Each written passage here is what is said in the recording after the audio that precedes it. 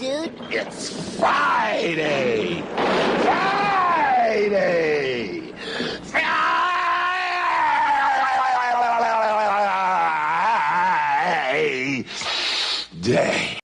Yes, it is.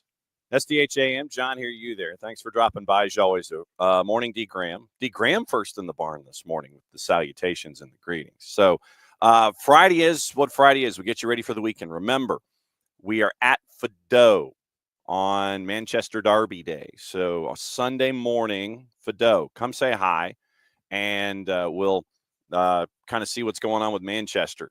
How red will it be? How blue will it be, considering the run of form that Manchester City has been on across all comps recently? So we'll see once again. So if you ain't got nothing going on, then come and visit us on a Friday. Gee, shows you where my brain is. On Sunday morning over at Fido. Let me get the particulars first and foremost here, and I will lay it all out for you. And I think pretty much the first 15, 20 minutes or so is just going to be catching up with everything that we got going on. So let's see. Event. We need events. Where's my events? We got to talk about Wednesday also. Wednesday is going to be really cool. It's going to be the reporters, anchors roundtable where we're going to catch up with stuff, and that's going to be really cool. So here's the deal. Doors open at 9 at Fido Midtown. Manchester Derby and us. Dangerous combination. So the match is at 11:30. You can be there then. You can be there at like 9. You can be there at 11:30. But match is at 11:30. We're going to be there at 9. So park in the Metropolis parking garage. Your first 2 hours are free. So if you come in for breakfast, you'll have to pay for the match. But nevertheless, you get in. Then several specials on drinks. You got a DM, I think, the Scott Flood and the Flood Project to find out what that exactly entails. And if you remember a Terminus Legion, you get 10% off your food tab. So SDH Live presented by our friends at Kaiser Permanente, year-round watch parties, Manchester Derby, tons of specials, fans, you, me, us, it's all there. So going to be fun. Fido once again. Doors open at 9, matches at 11:30. So we'll be there for the Manchester Derby at Fido Midtown, 933 Peachtree Street, and that is Sunday morning. So be there, book 'em Dano Aloha, if you are wanting to roll out of bed and come and hang out with us there at Fido. So that's part of the deal as how we are having our weekend. Remember, next week I'm not here. We're still trying to figure out who's hosting, what the hours are, that kind of stuff. So set your notifications, and we'll break it all down for you. When we know more, we'll let you know more. I've got the high school football championships and travel that is attached to the boss on Thursday and Friday. So the hours that you can only get that you can get like flights and things. So Monday, Tuesday, Wednesday, I'm at Mercedes-Benz Stadium. And when you're not listening to what we have going on, there's a lot going on. It is gpb.org, the GPB Sports app, and it's on YouTube and Twitch and all the social medias. It's going to be a full 3 days of championships at Mercedes-Benz Stadium. So myself, Hannah Gooden, Matt Stewart, Wayne Gandy, Rusty Mansell, Larry Smith, Sam Crenshaw, Wiley Ballard, David Reynolds, cast of thousands. Nikki Noto-Palmer, Autumn Johnson, Cody Chaffins, we're all doing stuff. And it's going to be great to see everybody at Mercedes-Benz Stadium over 3 days. Then next Thursday, that the boss is spiriting me to Chicago for her company Christmas party. So we had to fly up and be in an airport at Hartsfield specifically at a time where I can't do the show because that's how rates are this time of year. So next Thursday, I'll be listing and flying to Chicago. Next Friday, I'll be listing flying back from Chicago. So we'll find out. Like I said, we'll let you know what the guest host scenarios are for next week and the times and things like that for SDH AM, and maybe it turns into PMs. So we'll see. Tom that says, isn't that United's home pub? I don't know. I legitimately don't know if that is their pub or not, but I will take your word for it if it is. I have no intention of wearing anything either red or light blue, But I know that the United fans are dancing like they're dancing on Manchester City's grave at the moment. And Manchester United, Ruben Amorim, they know they got a lot of work to do still. And January window is going to be interesting for them. How well do they raid Sporting and Ruben Amorim's old haunt? That will be the interesting question, but we have that for 2 weeks. But yeah, Manchester Derby, Sunday, breakfast at Fido, and we'll be there to hang out with you. So very, very cool stuff there on Sunday. So that is Sunday, and that is next week. Working our way backward, hour number 2 today, we will catch up with Jay Entlick. Might catch up with him sooner. We'll find out. But it is Jay Entlick and our friends at Columbus State. They are in the national semifinals in NCAA Division II on the women's side. That is at 3 o'clock this afternoon. And so during the show today, we caught up with Jay yesterday to go over a variety of topics. And I can't thank Columbus State enough for helping us out so we can orchestrate these things, so we can catch up with Columbus State on the road with all of the content and stuff. And if you've missed all of our other championship content, we had SCAD on earlier in the week after they won the Big Red Banner in NAI on the women's side. And on the audio side, we caught up with Director of Soccer at Dalton State, Saif Al-Safir, and found out about what it was like for them to win the Big Red Banner on the men's side. And the trophy actually exists on the Dalton State campus. They're figuring out the grommets and the support system so the Big Red Banner can hang in the gym for Dalton State. So that interview's online, and we're catching up with Jay Entlick here in a bit, and we caught up with SCAD earlier this week. So there's a lot of championships involving teams in the footprint that they're chasing, and it's great to catch up with them. Fido Midtown, Abby. So Fido Midtown Sunday morning is where we'll be staring at the Manchester Derby. And morning Coco. Good to see Coco in the Twitch pitch for the first time in a while. So glad to have all of you in here this morning. So we got news of the morning. We've got all the gossip, rumor, and innuendo. We've got allegedly there are players that Atlanta United is looking at, and you have the clubs that currently house those players scoffing at numbers allegedly. And so we'll get into all of the rumors of the morning, all the news of the morning, all those kinds of things. We'll get into that.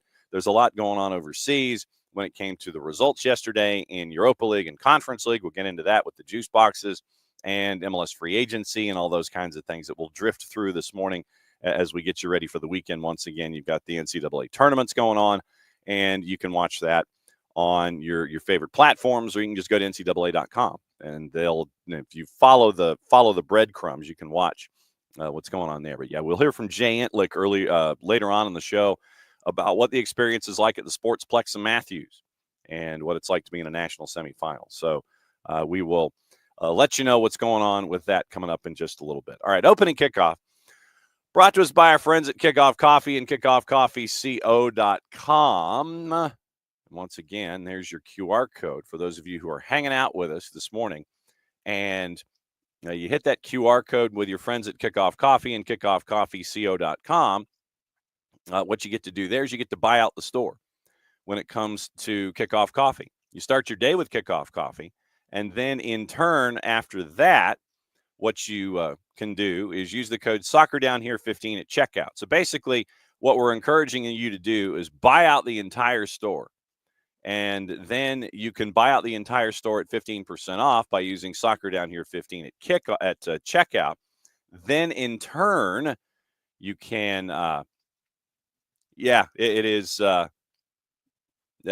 I'm working on coverage, Abby. So that's your QR code for Kickoff Coffee and kickoffcoffeeco.com. You buy out the store, use the code SoccerDownHere15 at checkout.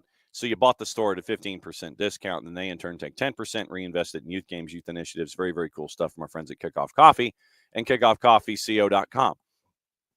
So I got a question for you. And it's more one of those time of the year questions more than anything else. Where are you in your shopping, and where are you in your decorating? Because we're still in the process, because we are so damn busy this time of year. And that's the thing. I swear to God, when you are in this season, the holiday season, let's just say mid-November as our marking point. you always have this thought in your head that things are going to slow down. You're going to have the time to do all of the things that you need to do to get the house ready for a holiday, Friendsgivings, Friendsmas, the whole schmear. Be ready for all the travel, be ready for all the packaging and all the gifts and making sure that everybody's got theirs. Christmas cards go out on time, gifts get shipped on time, everything gets bought on time. Never happens. Never happens. You end up with all of this time compression that ends up just literally smashing in on itself, and nothing ever gets done on the time frame that you want. The house still isn't ready. You still have Christmas cards. Your Christmas cards that you ordered, you're still waiting to get them so you can send them out.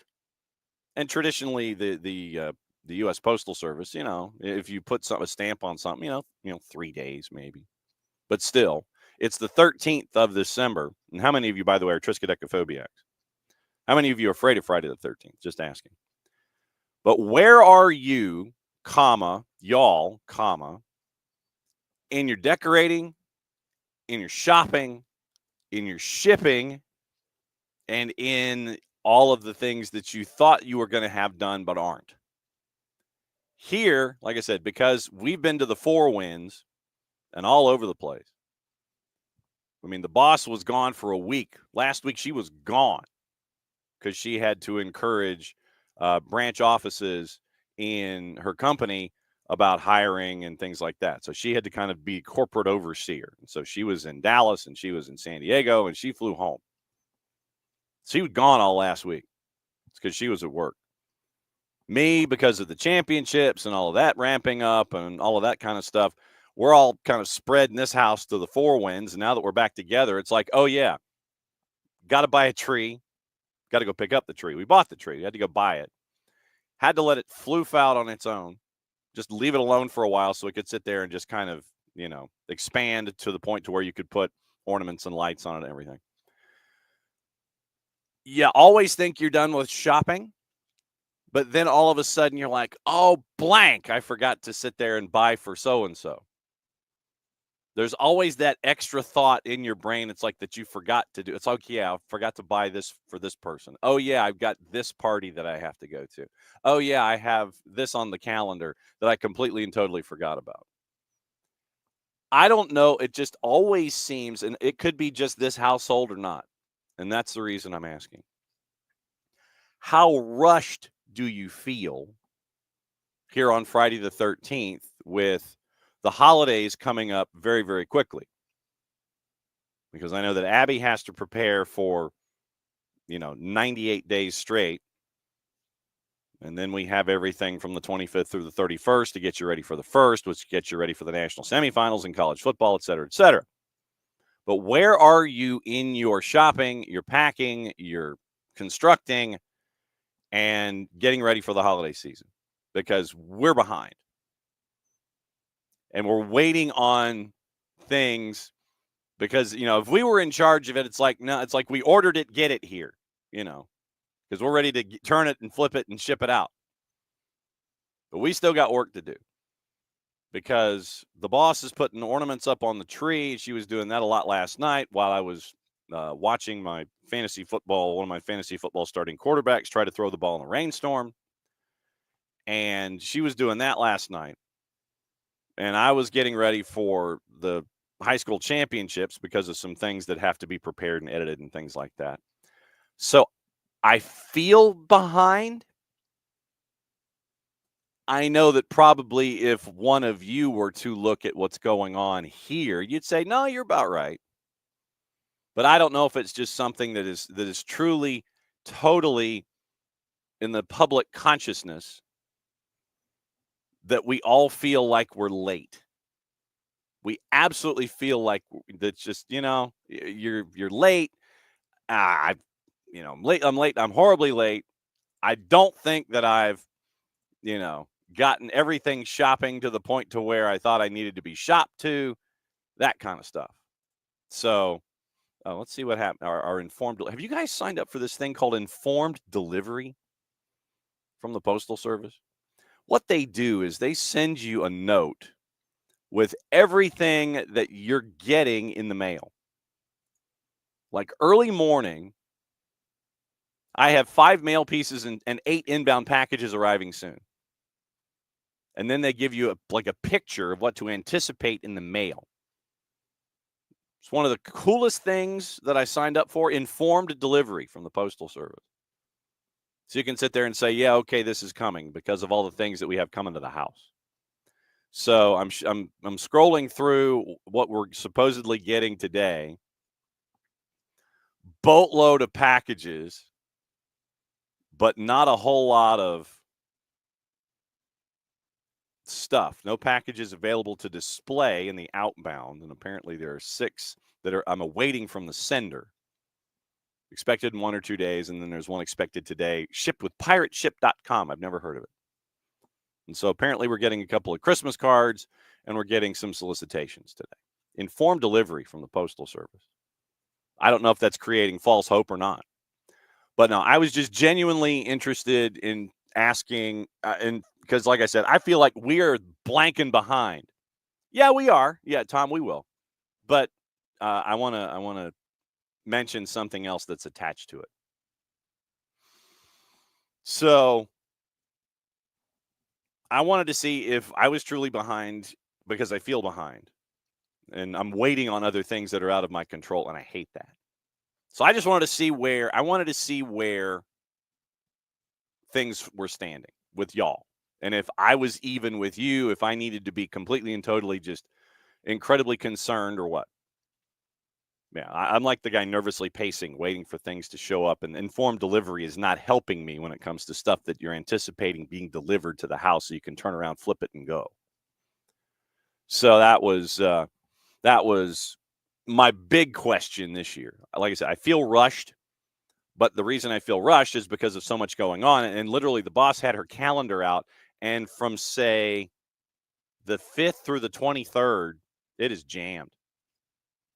But I didn't know if I was the only one that felt rushed in their respective households with what's going on this month or not. And I just wanted to ask. And to Abby's point, I think many people are because Thanksgiving was late. I mean, it was what, the 28th? Last Thursday of the month, it was on the 28th this year. And that does kind of set things kind of screwy. But yeah, I feel behind. Absolutely feel behind. And then, Sean, there are a couple of Atlanta United rumors that we'll get into here in the show as we go. So there are a couple. One is tied to Jarrett, that Jarrett can give good intel on. And I know that Jared would want Atlanta United to focus in a different direction with the same club. But there is a player that is linked that Jarrett has the better intel on. So next time Jarrett is on, we can talk deeper about a specific player. But yeah, we'll get into that. There were 2 players that were mentioned recently, and we've also got MLS free agency, jibber jabber, and who's close and who's not, and all this kind of stuff. And yesterday, the stuff that we talked about with Seattle and Jesus Ferreira, and that is up and running. And Nico Moreno it's on his social medias as well. So our socials, El Rolo and W on the Twitters. So some of the free agency stuff out west, Western Conference is on Nico's account, and some of the recappy stuff is on our social medias as well. So yes, there are Atlanta United rumors. We'll get into that this morning as well. So before we get into all the other things, Tom says what little shopping he's got to do is done. Nothing in the coaching front. No up-to-date rumors in the coaching front. D. Graham doesn't decorate. Minimal shopping is done. Abby done with shopping since I don't have to do any, and not doing Hanukkah decorating till the weekend before first night, which is the 25th. And she orders New Year's cards. So if they come late, no big deal. She already got her New Year's cards last week. For once, she was early with them. Haven't addressed them. Have to go get more stamps. And she's got to get potatoes for latkes. Jason was making latkes the other day. And since Jason and Nick are the chefs, well, actually, everybody here at the show is a chef other than me. But I think Jason was the one that was making latkes the other day. And Alex looks like he is done. And did Alex recommend the eavesdropping with the Postal Service, the informed delivery? Alex might have recommended it to me. But yeah, Tom, we are going to talk about the numbers. But like I said, there's something to consider in addition to the numbers that were published. Coaching interview, Bart. Coaching interviews are actually next season's season ticket holder gift. And Abby's point about Thanksgiving being later than late, and all of that. And Dax, yes, Dax's announcement, morning forecast. Dax's announcement. This was very cool. Not necessarily a surprise, but very cool that he's joining the season pass, folks. Natural progression for Dax, and I can't wait to see him continue to advance in that stage of his career. But yeah, he's hopping on with the season pass, so very, very cool stuff there. All right, so other stuff to get into from a promotional perspective before we get to 9:30. It is once again our friends at Grady Baby and Grady Baby Co. And what you can do there is you can get the sweatshirt, you can get the T-shirt. Soccer is just better in Atlanta from our friends at Grady Baby and Grady Baby Co. You can help out middle school soccer programs attached to Atlanta Public Schools. So very, very cool stuff there from our friends at Grady Baby and Grady Baby Co. Also, what you can do is if you are so inclined, is you can go to our friends at Olive and York. And our friends at Olive and York, they have our first ever supporters jersey. It is black with our friends at Kaiser Permanente. Couldn't have done this without them. So Kaiser Permanente on the front. You can personalize it on the back. Black jersey. I think it's black. I mean, I look at it and it's black to me. But a lot of folks are saying, well, it's a very, very dark navy blue. Either way, you have your choice of white numbers and letters or a light blue number and letters setup. So you can go to our friends at Olive and York and oliveandyork.com. And you can pick up the SDH supporters kit and personalize it on the back if you see fit. And then also what was the other thing that needed to be promoted? Fido, the jerseys. Our friends from the Marshall Islands. Yeah, so for us, it's Grady Baby Co. and the SDH jersey and all of our gear at soccerdownhere.net. By the way, take a look at the website. Jason's done some really good work with the redesign of the website. But also, what you can do, our friends at the Marshall Islands, remember, this was the kit before. They now have a new kit available on the website. Abby has already purchased it. I'm in the process of purchasing it too. They've got a new kit that discusses their disappearing present as opposed to, and linking it to their anticipated future when it comes to soccer. So our friends with the Marshall Islands Soccer Federation, they've done great work. You can go to their website, rmi.soccer, I think. And so just do a search for the Marshall Islands Soccer Federation. You can get the new jersey that is there, the new jersey, not New Jersey, but the new jersey that is there. And what you can also do is you can grab your Marshall Islands scarf. And when you place an order for the scarf off of the Federation website, that comes to us. So we can ship it to you. So if you don't have your Marshall Islands scarf, when you pick up your Marshall Islands New Jersey, your Marshall Islands New Jersey, 4 words, then you can pick up your scarf to help support the Marshall Islands Soccer Federation as well. So very, very cool stuff across the board from our friends at the Marshall Islands, Grady Baby Co., Olive and York, all of us here at SDH and soccerdownhere.net. And remember, if you have not yet, you have a month, but we'd like for you to get in and get early and get in early often. We are up for Best Sports Talk Podcast in this year's Sports Podcast Awards. Vote early and often. Vote. We're up against some folks named Kelsey. We're up against Scott Van Pelt and the SV Pods. We're up against Bill Roden and the Bros Pod and 8 others as well. So we were one of the 12 finalists in the Sports Podcast Awards for Best Sports News Podcast in 2024. And that's coming off the heels of the Best Network rights holder broadcaster from the Football Content Awards, that nomination that happened overseas. So you got a month with the Sports Podcast Awards to go to Sport Podcast Group. You can vote right there. Sports category, Best Sports Talk Podcast. You can vote for SDH up against the Kelseys, up against Scott Van Pelt, and up against Bill Roden, and the other 7 competitors that are the 12 in the finalists. And if you haven't been to the Brew House, go Wednesday. It's the Broadcasters Roundtable Wednesday night. It is going to be Jess, Kevin Egan, Mike, and Jason. Maddie, I think, is hosting, so it'll be really cool to get the questions in and find out what it's like to be a broadcaster in this current environment in the sport of soccer. Okay. After globetrotting, and I mean globetrotting, because dude, he's like, he had a championship to watch. He had like family things to do with holidays. It is time to catch up with our friends from Beyond Goals Mentoring because it's the bottom of the hour on a Friday. And we have anchored one of them in place. He is stuck at his desk. We're going to talk stuff with our friend Michael Parkhurst. But first, we have to roll a fancy open.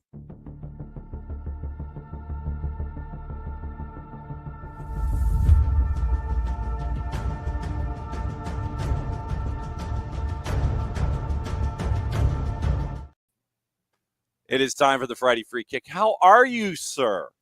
Good morning, John. I'm great, thanks. How are you? Running around about 9,000 miles an hour. Opening segment this morning was, where are you in the collective when it comes to getting the house all squared away for the holidays, specifically the December holidays? Because the November holiday late, on the 28th, later than late, kind of has compressed the schedule.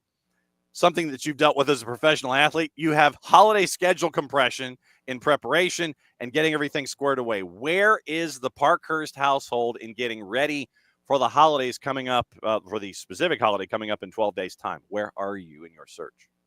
In a very good place, because my wife loves Christmas, and so we have the house decorated and ready to go way prior to Thanksgiving. Really? Yes. I've had to make the rule that indoor decoration cannot start until November 1st. November 1st? Okay. Yes. That's the normal reaction, John. Okay. Uh-huh. And I would assume that you can then understand that if I had to make the rule that it starts no earlier than November 1st, then years prior, there was obviously decorating before that time. Yes, true. So yeah, decorations are done.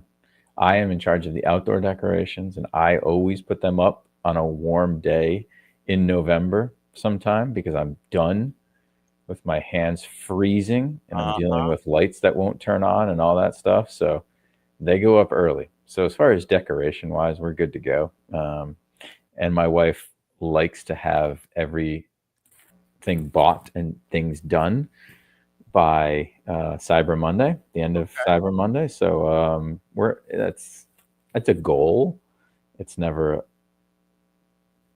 usually not accomplished, but so we're like 95% done. It's an aspiration. It is a target to have things done by Cyber Monday.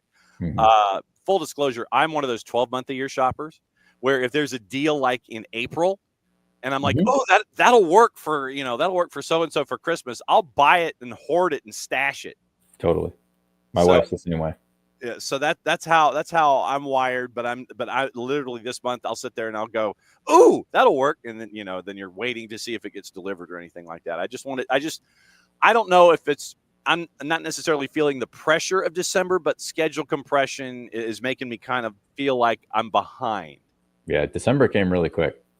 And so it was, I was trying to figure out, okay, so am I alone in this thought and in this quest? So you're not alone. I know other people that feel the same way. They're like, oh my God, all of a sudden it's December 10th. And I feel like Thanksgiving just ended and I haven't finished Christmas shopping or started it. No. So how much Christmas shopping are you recommending for your friends at Rhode Island FC? I believe that would be the perfect place to do your Christmas shopping, yeah?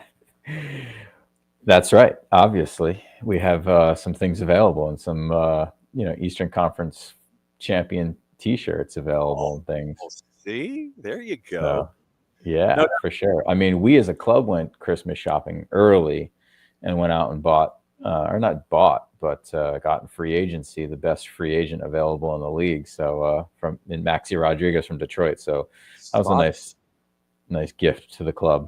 I was going to ask you about Maxi Rodriguez because literally the two releases came out at the same time. It's like Detroit City's release comes out. Maxi Rodriguez is leaving the club. And then instantaneously the release comes out from Rhode Island FC. Maxi Rodriguez joins Rhode Island FC. It's like, whoa. Yeah, I mean, with all the scoring that you had, you're bringing everybody practically back, and then you add Maxi Rodriguez. Y'all ain't messing around. No, not messing around, John. We got one extra game to win next year. And, things just get tougher, as expectations rise. You get a little target on your back. Opening up a new stadium is a little added pressure. So, Yes. yeah, I need to have a good team. So we're definitely looking to be better than we were last year.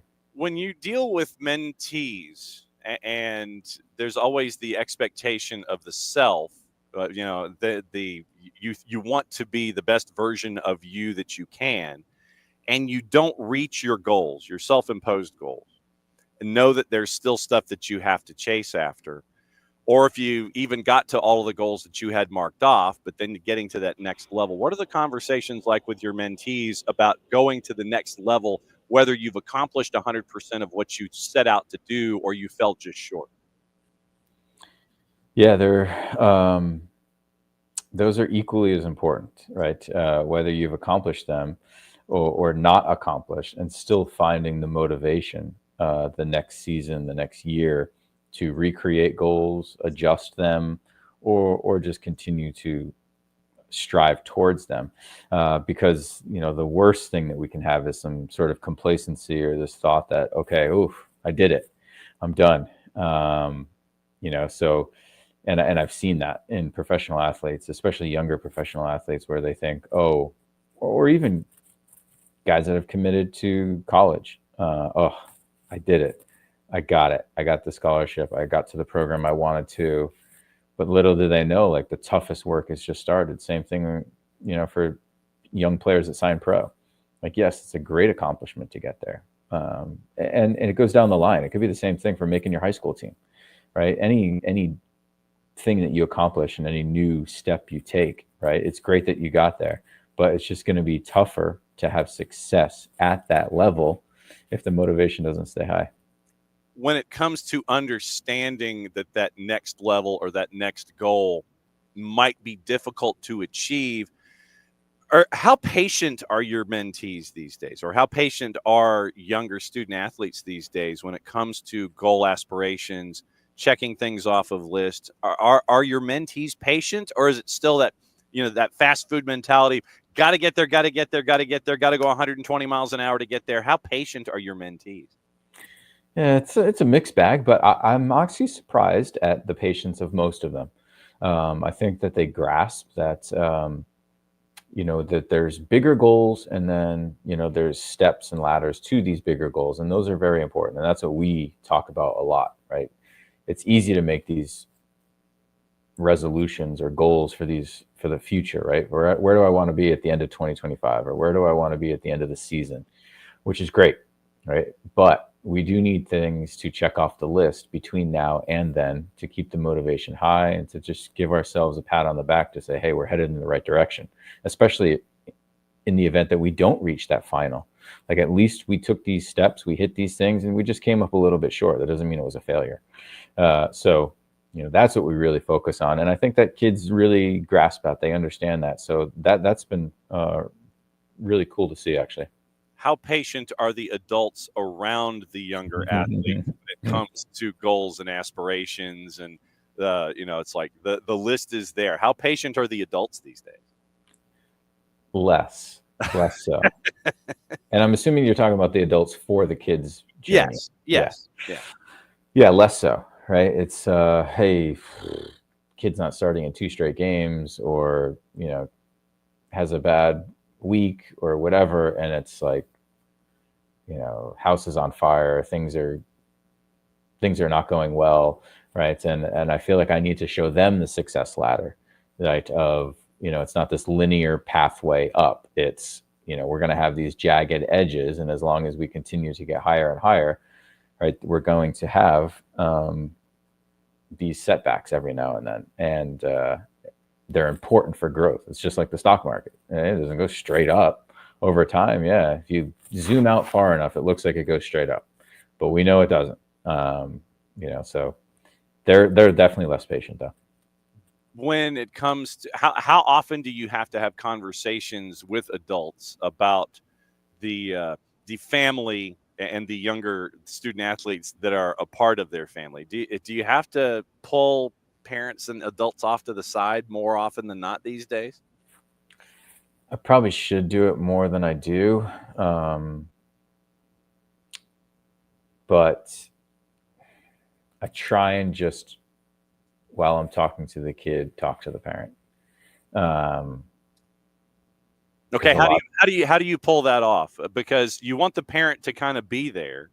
You're talking to the student athlete, but the parent or the adult, the overseeing adult, is there. Are you hoping that the adult's getting the clues that you're dropping in, or you're hoping that they're actually listening instead of just kind of, their faces glossing over? What's that like in that room or in that setting where you're talking to the student athlete, you're talking to your mentee, and you hope to God the adult is listening? yeah. To that point, right? We're just talking about the pathway, and hey, these setbacks are part of the journey, and it's okay, and it's necessary in order to have these, right? And yeah, I'm hoping that the parent is listening for sure, and I don't know if they are all the time, and this is the minority. The majority of parents, and I think this is a good thing overall, they let the kid talk to us by themselves, Okay. Which is nice, I think, because the kid sometimes opens up about things, and they're usually a little bit better to work with, and they're not just leaning on mom and dad to answer the questions or looking at mom and dad when they answer or things like that. So it's usually better when the mom or dad is not around. Um, for the meetings outside of the first one, usually we like to have the first one with the mom or dad. But yeah, there's definitely times where I'm hoping that the parent is picking up on the hint as well. And when you get to see, I guess, the evolution of a parent, for me, it's like, okay, my message is getting through on more than one level, and it's I would think that is just as satisfying, if not more satisfying, where you're getting the 2-for-1 deal or the 3-for-1 deal, or the parents are finally, the light comes on with the parent. It's like, okay, I know where Michael Parkhurst is going with this now. I need to do this. I need to either lay off. I need to be more supportive. I need to be, this way when it comes to dealing with, my athlete inside my house. When you see a parent respond, I would hope that, at least in a peer level, adult to adult, that's just as satisfying as it is when you get the mentee to understand as well. Yeah, it is. We don't see that as often, and not that it doesn't happen. We Right. just don't see it as much. So, but yeah, it is. I mean, I think that every now and then we have a parent say like, "Hey, thank you for your help." We see it in little Johnny, and it's really helped us with our uh, understanding of the game and the journey and all these things. Because a lot of these parents didn't go through it themselves in any sport, never mind just soccer. And they just want what's best for their kid, and sometimes they just get it's easy to have this oh, this kid's better than my kid on the team, so how do I get as good as him? And these guys are doing extra training, should we be doing extra trainings? And like they're paying a lot of money, and I get it, and they want to have their kid have success, because who doesn't want their kid to have success? But sometimes we do need to back off a little bit and make sure that we're doing what's best for the kid, and that the kid wants to do it, and that they're having fun, and that the best 8-year-old doesn't make the best 12-year-old, or doesn't make the best 16-year-old. It's not like that all the time. Because at the bottom line in the end of the day is you want your mentee, you want that 8 or 12 or 16-year-old to enjoy the experience. You want them to grow continually. Even if it's growth off the field more than it is on the field, you want them to enjoy what's going on and understand what you're chasing after. And you don't want them to sour on an athletic experience. You don't want them to sour on the idea of growth, even if it's off the field and it has nothing to do with what's going on in soccer, because it's going to be something they're going to face as adults. And if they get it, and even if it doesn't help them as an athlete, but they get it and they turn into a fantastic mogul in charge of their own widget business, and it's the most successful thing in the world, that lesson was learned, even if it didn't apply to sports. Totally, absolutely, and that's the biggest thing about youth sports, right? It's not to get a college scholarship and turn pro, right? It's such a small minority, and even though most adults know that, it doesn't stop us from pushing and pushing and pushing and hoping and hoping and hoping. Right? Like my hopes for my kids or to get, they're gone. Like I know that already, and so it's like it's not going to happen. They don't have the motivation. They don't have um, the skill that's necessary in their sport, and I see that, and that's okay because I would just want them to have fun and enjoy it. And they're going to play in high school, and it's going to be great for them, and they're going to have a lot of fun. They're going to learn a lot, and it's going to be really good for their time management and all these things. And that's what we want for society, right? To okay, be better than the past, be better than us as parents, and so that's what we're trying to get through for sure. And hopefully these parents can understand that a little bit. And I get it. Youth sports is different than it was when we were growing up. There's so much more money and travel and opportunity, and you see the bright lights, and it makes it difficult. Yeah, you're drawn to it. Halftime, turning into the second half here with Michael Parkhurst and the Friday Free Kick and our friends at Beyond Goals Mentoring. I want to get into BGTV here a little bit and how much of an adjustment it was. I know that there was a lot of thought that went into the idea of the video aspect of what you're doing there at Beyond Goals. How much of an adjustment was it for you and Greg to do things in a video form outside of just the conversations that you're having virtually with mentees? What was it like to shift and to add BGTV to the whole process?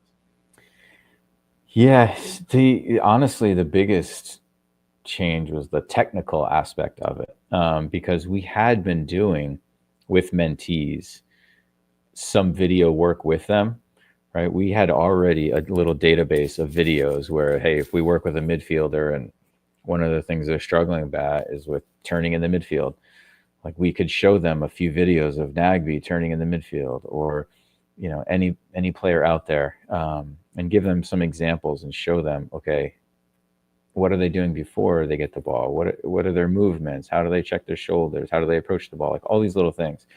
And honestly, that's super fun for us to talk and go through videos like that because it's just natural for us. Mm-hmm. So, we had the wherewithal to do it, but now it's just a little bit different, right? I'm like, got the tripod set up and I'm like recording my face while I'm talking about the thing on the screen and then putting that together. And then, okay, then I'm uploading it to a different site so I can put the circles and the arrows and the stuff. And and then adding background music and just all this stuff. So the technical aspect of it was more an adjustment and trying to get used to it and figure it out.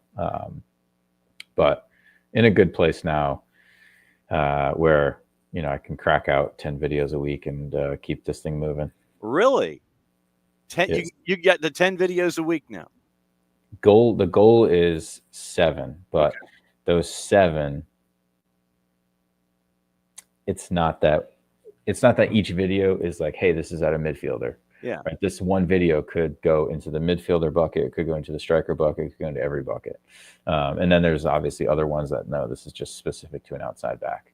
So yeah, between 7 and 10 per week, updated into the library. What's it like to see you grow?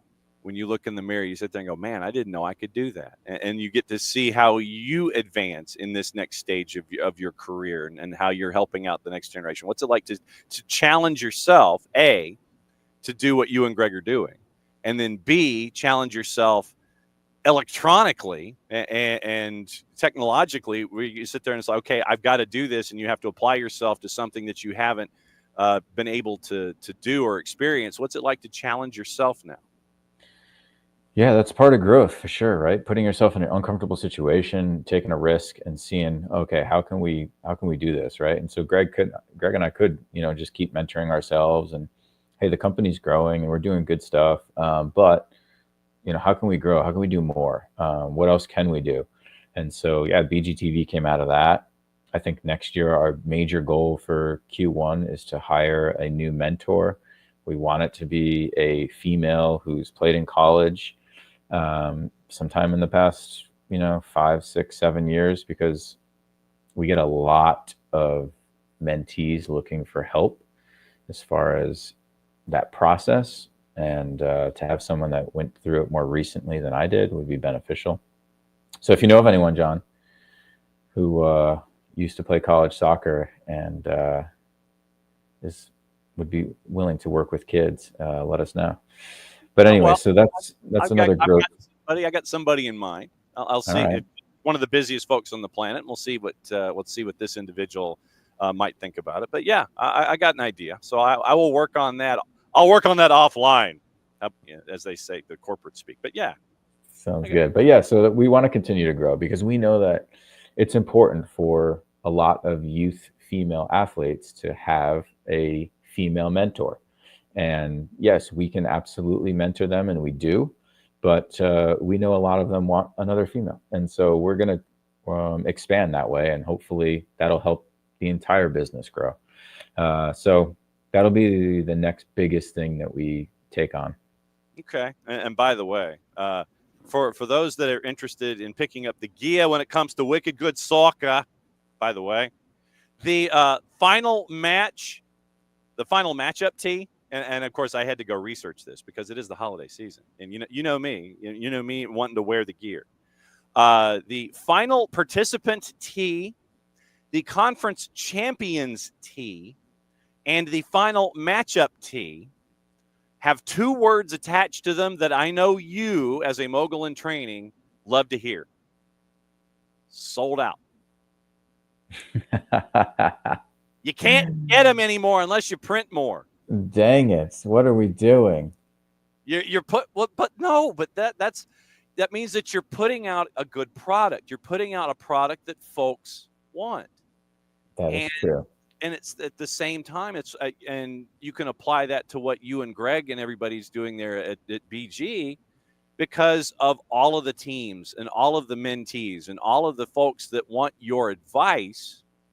If you got folks knocking on your door, if you and Greg are sitting there and going, yeah, we need to expand into the video realm and we need to have BGTV, that means that folks are interested in seeing what you're doing, and folks are interested in what you have to say, and folks are interested in wearing your gear. And that, but you can still buy your Beat Hatfoot t-shirt if you want. That is there. And as is a lot of the Wicked Good Soccer content. That you can get. You can get the Wicked Good Soccer scarf, all those kinds of things. That's there. But the final matchup stuff and your conference champion stuff, that is gone. But that's a good thing. That's what you want, though. You want that attraction to what you're doing. And I think that with everything that you're having success-wise at BGM, that's why you've got the TV aspect. You're looking for new mentees. You're looking for the younger mentors, those kinds of things. I think it's all a part of the I'll say, the bell curve. I know that you mentioned mentoring in and of itself is ups and downs and jagged edges, but I think that, that there's more of the bell curve right now, at least for BGM, than the learning aspect, which we know is going to have jagged edges. You guys are doing good work. For sure. No, it's been a good year, and we've had good growth, and we feel good about what we're putting out there, how we're helping kids, and we've gotten good responses from families and stuff. So our renewal rate's really high. So yeah, overall, it's been awesome. Is there a common message? Is there a message that has been expressed to mentees more than any other message? Is there like one common thing that you seem to be emphasizing a lot over other things? Is there like one big message that seems to be resonating more than others this year?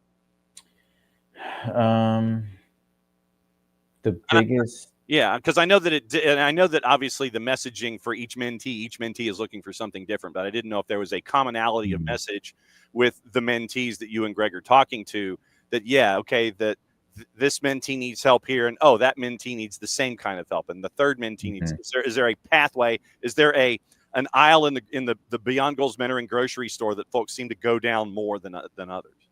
I think there's two. One is confidence and pressure, and dealing with those things and helping them understand that they can coexist. Like, being nervous doesn't mean you're not confident. And just tips for how to bounce back. So that's always a big one. And then the second one, which I've seen more in the past few months, and it's just kind of the way things are, and it's honestly one that I struggle with a little bit, is when is it time to move on from a team or from a school?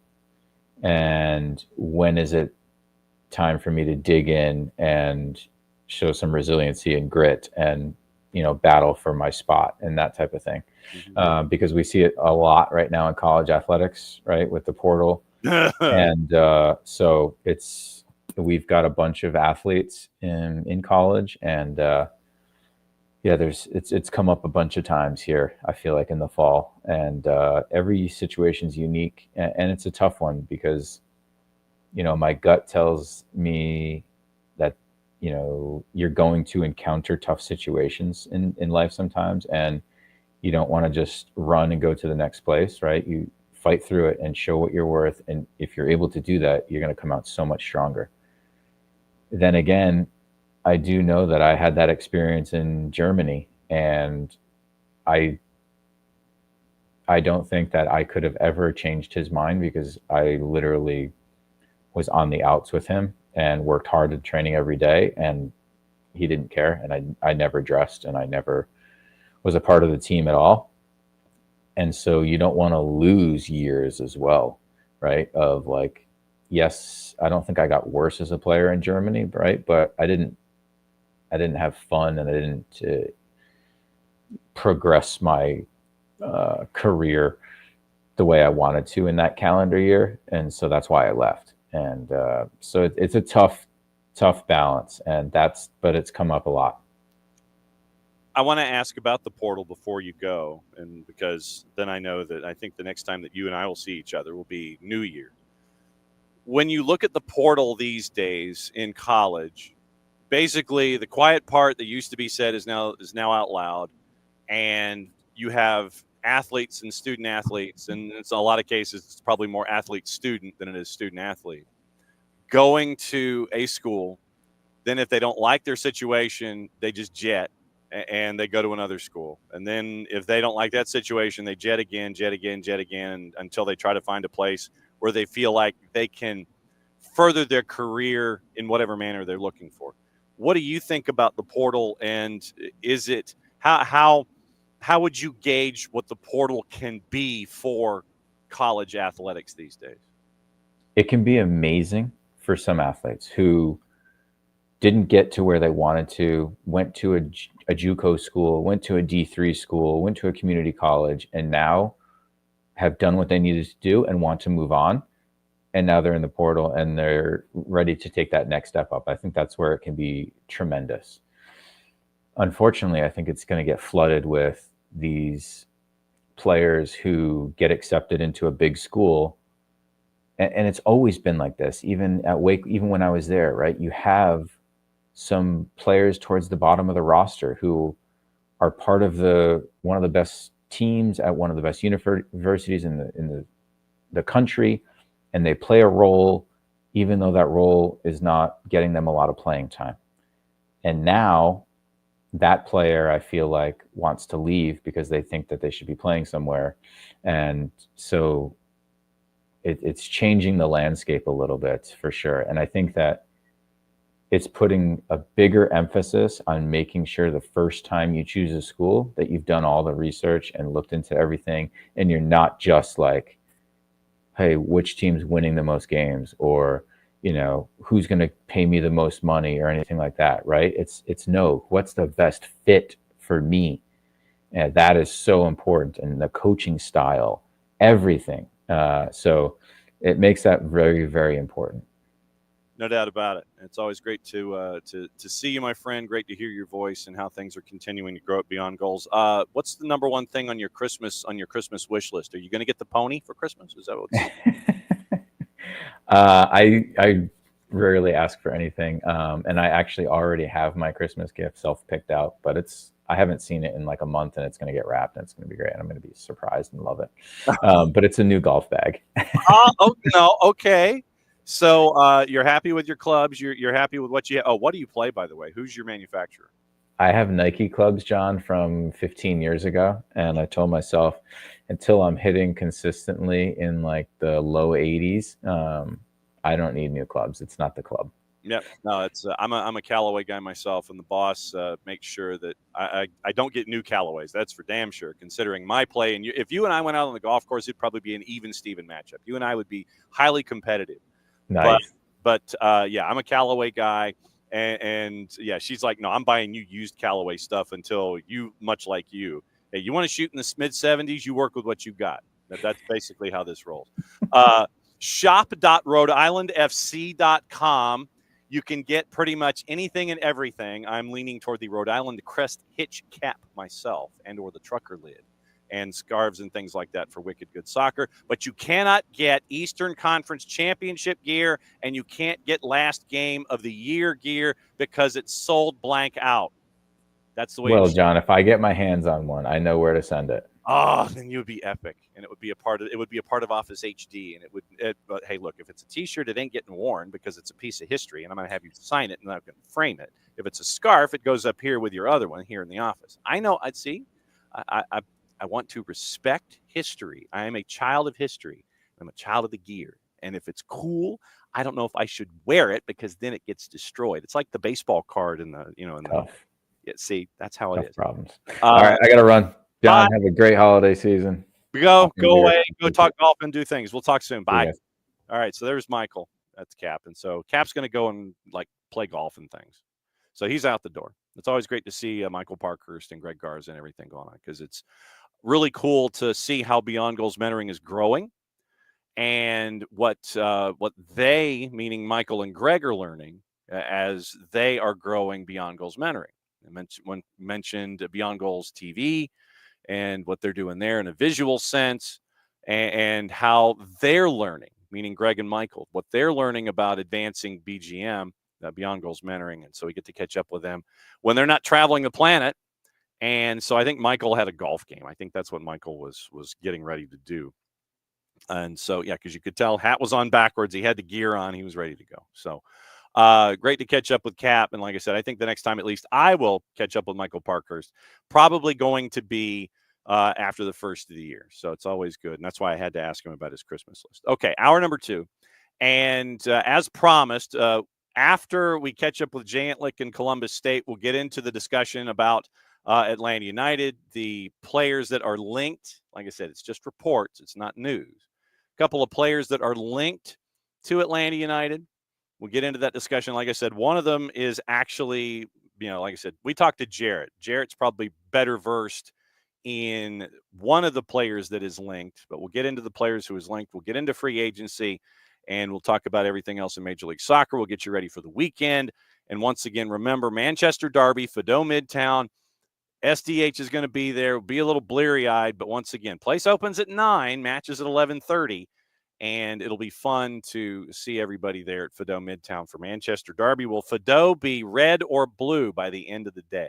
We will find out. So before we go any further, 3 o'clock this afternoon, you go to NCAA.com. You can watch Columbus State take on Minnesota State University Mankato.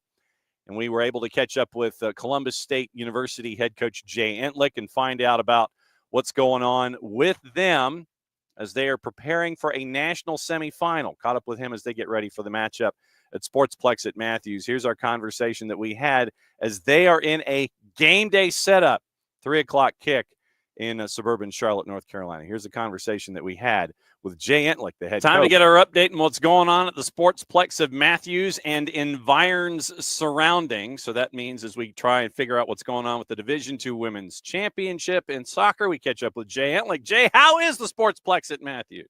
Oh, gosh, it is absolutely immaculate. Just what a wonderful occasion we had with the girls showing up on day one and walking into the stadium, 4,300 seat stadium, beautiful grass pitch. Oh, just almost like a dream. It was awesome. So cool. So cool. Has it sunk in, and how many different ways, I guess, has it sunk in that you are in a Final Four getting ready for a national semifinal? Practice was practice. Our kids don't think about practice any differently. Day before, it's our normal routine. But honestly, as strange as this sounds, when we got back to the hotel and we unloaded 15 boxes of NCAA swag, that's when the eyes just started popping. And kudos to the NCAA. They really, really take care of the student athletes. And backpack and a Lululemon, fanny pack or whatever, and a hat and a scarf and this little soccer ball and a brand new backpack. Oh, and the girls were just going crazy. And a speaker, brand new speaker, like one of the Bluetooth. I don't listen. I'm a dinosaur. I don't even know how to use You that me stuff. both, brother. I get that completely. Yeah, and I think that's when they're like, "Oh my gosh, coach, like this is amazing." And I go, "Listen, this is you guys the ones that deserve it. You're the winners, and NCAA wants to take care of you." So I think that's when it kind of hit, like, wow, this is really special. You mentioned how practice is practice, but because of all of the demands on your time, whether it's public appearances and itineraries and meals and coordinations, I mean, this is one of those high powered road trips. You have road trips in conference, but this has that extra meaning attached to it. How difficult is it to maintain your normal thought pattern approach itinerary, but it's a national semifinal? How difficult is it to be yourself in a situation like this? Yeah, I mean, this, it sounds like it's tricky. You just got to make sure you navigate and you get your bus driver the itinerary. For example, on day one, we went to an elementary school. They have what's called a community engagement event, and it was interesting because we were prepped to read to children. So we were prepped to go into the classrooms, two different, sets of two, sets of three, and read some Christmas books, hand out some candy canes. And we got there and they said, well, we're going to scratch that. We're going to do a clinic. And we said, oh, okay. So instead of reading, we quickly redirected to the gymnasium and we did a clinic with kindergartners. And it was awesome. I mean, our girls are great with that. And so, again, it's a lot of moving parts. And, but yeah, honestly, John, practice, once we got out on the pitch, it was fine. It was normal practice. You got some people watching you, though. Got 6 or 7 NCAA reps. And, one of the coolest things was you only get an hour. Okay. So when you're at these tournaments, they set the clock and the NCAA rep says, okay, clock started. You start going, going, going, and you kind of not really ever stress about time. And all of a sudden, this person over on the sidelines, like, 10 I'm 5. like, what is this? Is this a movie script or something? And it was interesting because we typically do a lot of the same activities, and so we ended up playing the red team versus the blue team in a finishing activity, and they ended up tying. And I said, well, we can't leave on a tie. I mean, tying is awful, so we got to finish. And I see this woman over on the side going, and I'm like, listen, buddy, we're gonna get a winner here. We're gonna figure this out. But yeah, so it was really cool. At the end of the session, the NCAA reps, there were 7 of them. They brought us in, and they actually made a really cool special announcement to one of our players, naming her the Elite 90 Award winner, which goes to the young lady and young man. Actually, there's a men's tournament there as well. The young lady that has the highest grade point average, that's attending the Final Four as a participant, but also has the highest amount of credits. So, we have several girls. I mean, honestly, John, our overall grade point average, I actually just got it today, is a 3.78. And we've got like 4 or 5 kids that have 4.0s. But Avery Williams was named the Elite 90 Award winner, and she had the most credits. She has 114 credits. She's actually graduating early, going to medical school, and actually just got named. She doesn't even know it yet. It literally just came out. Got named second team All American by United Soccer Coaches. So really, really special day for her, for a kid that gosh, this is her first year playing. She's had 3 ACLs back to back to back. Mm. And what a special year for her to come back, start every game, log significant minutes, named first team all region, second team All American, Elite 90. I mean, just a tribute to resilience and belief that, don't let anything beat you down. You can come back from anything. Studying biology, going to further her education, pursuing med school after graduation with the 4.0, and Avery getting the Elite 90. Not the only award, and I know that you like to talk about the team as the whole and how successful they all are as a group. You had 5 student athletes get soccer coach all region nods. You had 3 get D2 CCA women's soccer All-Americans in Hungerford, Aviles, and Croft. And so the awards are going out to different folks in a bunch of different places in a bunch of different ways, whether it's academic, athletic, or both. But that speaks to what you and I have been discussing all season long. That's a part of the DNA at Columbus State. It's about everyone contributing in a bunch of different ways, and you end up getting what we had in the last couple of days.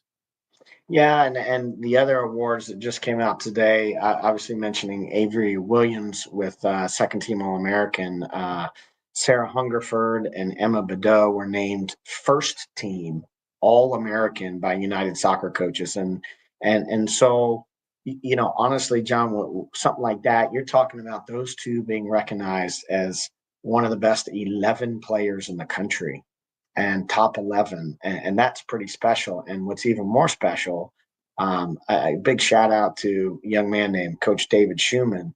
I met David probably about 8 years ago. I was teaching a coaching course for U.S. Soccer down at IMG Academy, and he came up to me and he said, Jay, I hope you remember me, because I got some young kids. I'm coaching young kids now, but I got these 2 kids that I think are special, and in a couple of years, I sure hope you recruit them.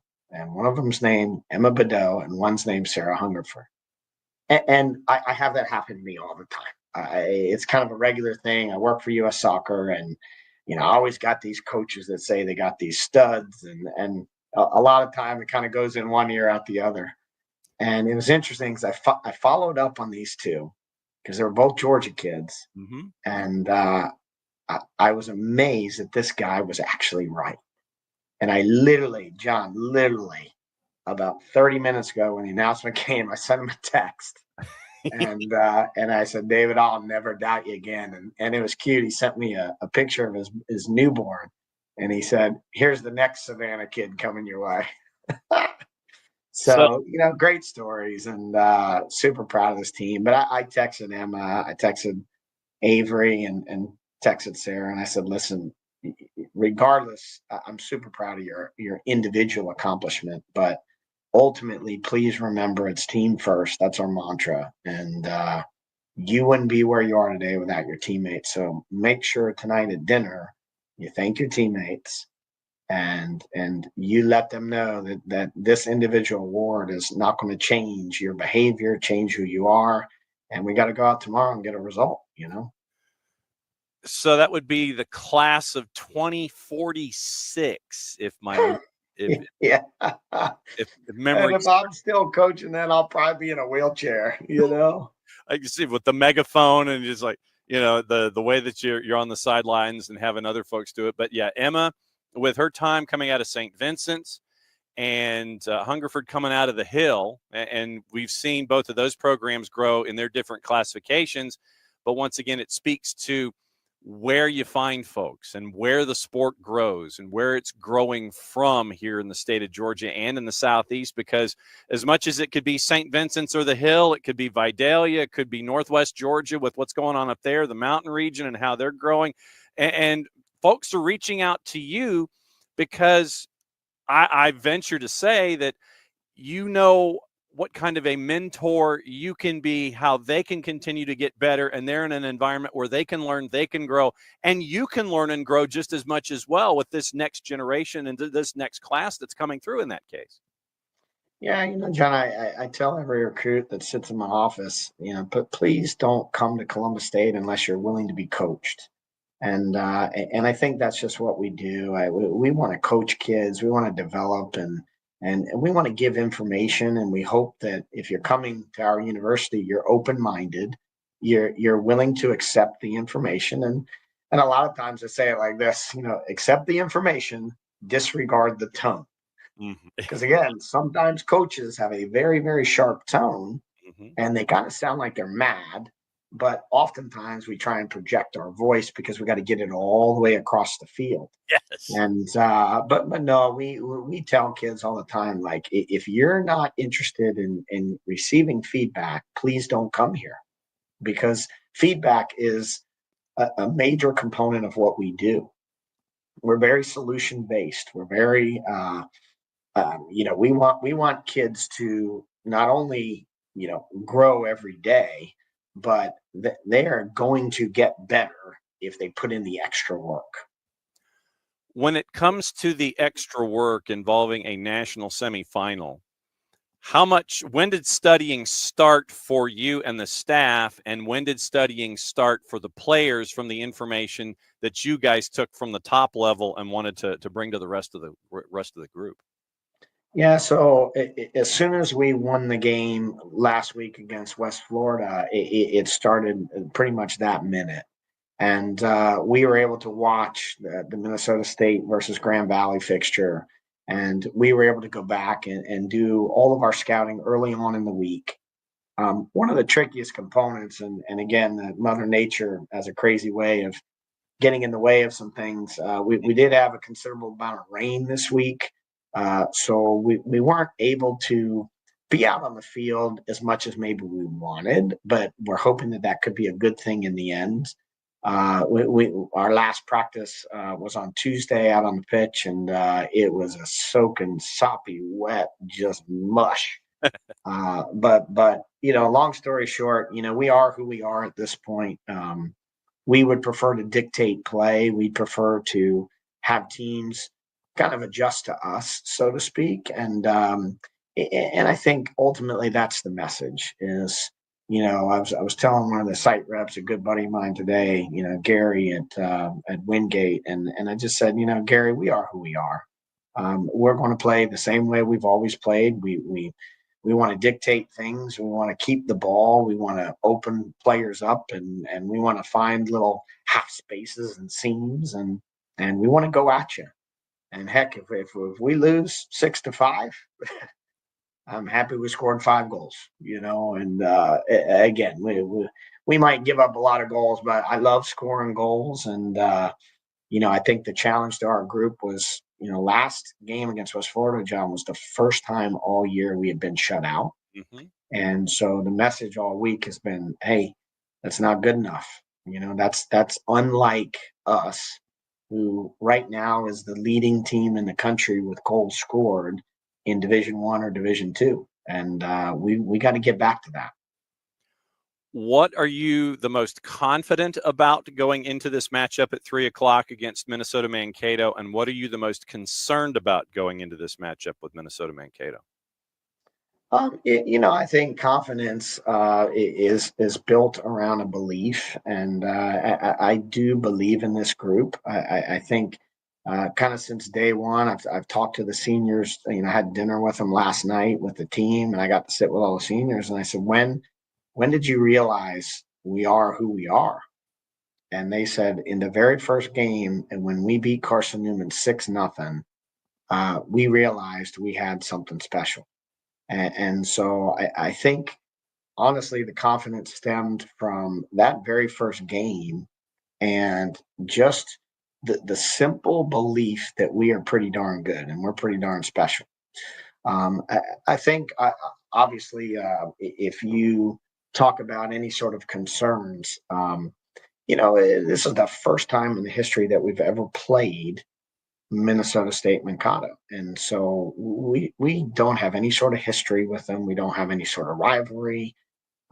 There's nothing to kind of go off of, versus in previous Final Fours or previous competitions. We kind of knew a lot about our opponents. We have played those opponents before, and so it's kind of nothing new for us. So I think there's that kind of sense of, wow, we really don't know this group, and we don't know the other semifinal group either. We don't know Franklin Pierce. We've never played them. We don't know Cal Poly Pomona. So I think it's kind of a fun experience that we're not coming here going, oh boy, it's the same team that we've already played. played them last year. Like, that's kind of cool, John. I'm taking it as a positive, you know. And we will be looking at it, and we'll be seeing what's going on. 3 o'clock as CSU takes on Minnesota Mankato National Semifinals, D2 up there at the Sportsplex at Matthews. We will find our servers and find ways to watch and have it on as many screens as possible and in as many rooms as possible in Office HD, and keep an eye on you. As always, it's great to catch up with you. Thanks for dropping by. I know that there are a lot of demands on your time. And the fact that you get to carve out some time with us, it's always tremendously cool to see how things have gone this season. National semifinal, 3 o'clock. Looking forward to seeing it. Looking forward to catching up with you on the flip side. Thanks for dropping by, as you always do. All right. Thank you, John. That's Jay Entlick, head coach at Columbus State, as they get ready for their matchup, 3 o'clock, Minnesota State, University Mankato. And that is your D2 women's national semifinal. And it was interesting to hear Jay mention at the end of the conversation that they're in a Final Four with folks they never played before, even on the other side of the bracket. First time they've ever played Minnesota State University Mankato. First time that if they win at 3 o'clock, Cal Poly Pomona and Franklin Pierce is at 6 o'clock. First time that they will have played if they get through Minnesota State University Mankato. First time that they will have played either Franklin Pierce or Cal Poly Pomona. Cal Poly Pomona was a number 1 seed coming through their bracket, knocking off Colorado School of Mines 2-0. Columbus State, remember, they won in penalties against the University of West Florida. Heidi Harris coming up big in net saving frames 4 and 5 to win 4-3 at home at Walden. Minnesota State University Mankato went to penalties as a 2 seed, beat Grand Valley State 5-4. Franklin Pierce as a 2 seed beat Shepherd 2-1. So Columbus State, Minnesota State Mankato, Cal Poly Pomona, Franklin Pierce. That is at ncaa.com. They are streamed today. The winners play in the national championship on Sunday at the Sportsplex at Matthews in suburban Charlotte, North Carolina. So that is the women's soccer national semifinals in Division II. And in Division III, remember, Wash U won on the women's side in Division III. So the UAA represented there in that particular instance. And so Division II national semifinals this weekend. So a lot of folks have already finished. D2 has not. And D2, by the way, their bracket, they're at the Sportsplex at Matthews. Played yesterday and they are playing tomorrow. So literally the Sportsplex at Matthews, they are having a busy time. You'll remember that Lynn knocked out Clayton State on a golden goal situation in the region final. So Lynn advanced as the number 2 in the reseed. They beat McKendree 3-1. Charleston of West Virginia beat Colorado State University Pueblo by the score of 3-2. So it is number 1 Charleston, number 2 Lynn. That's at 3 o'clock tomorrow afternoon at ncaa.com on the men's side, Division II. So Division II, they're the ones that are still waiting to figure out who the champions are. So Sportsplex at Matthews, very, very busy this weekend. If you're up there today, you can go ahead and watch finals. You can go ahead and watch semifinals today on the women's side. The final on the men's side on Saturday in Division II. The final on the women's side in Division II on Sunday. So that's a very, very busy weekend in NCAA Division II. Very, very busy weekend in soccer for the Sportsplex at Matthews in suburban Charlotte. Okay, time to say hi to everybody and find out what's on your mind, because I know that there were a couple of topics that were on folks' minds this morning, and we do have posted reports about players and Atlanta United. We also have posted reports about Facundo Torres and how several teams are interested in him, and it looks like one may try to poach the other. Morning, D. Graham. Morning, Alex. Morning, Tom. And I think it might be United's home pub. So for Sunday when we go celebrate Manchester Derby at Fido Midtown. And Manchester City, they're going to be shorthanded. Tell me if you've heard that story before. We'll get into that in a bit. Morning, Coco. Morning, Abby. And let's see.